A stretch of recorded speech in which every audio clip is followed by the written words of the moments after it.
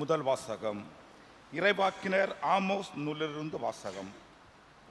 நன்மையை நாடுங்கள், தீமையை தேடாதீர்கள்.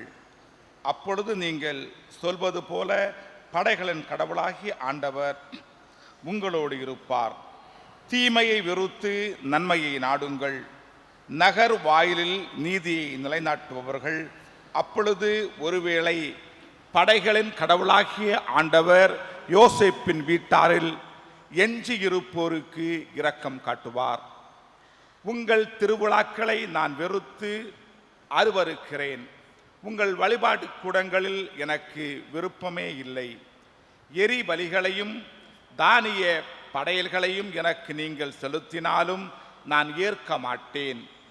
கொழுத்த விலங்குகளை நள்ளிரவு பலிகளாக செலுத்தும் போது நான் ஏறெடுத்து பார்க்க மாட்டேன். என் முன்னிலையில் நீங்கள் இரைச்சலிட்டு பாடும் பாடல்களை நிறுத்துங்கள். உங்களை வீணைகளின் ஓசையை நான் கேட்க மாட்டேன்.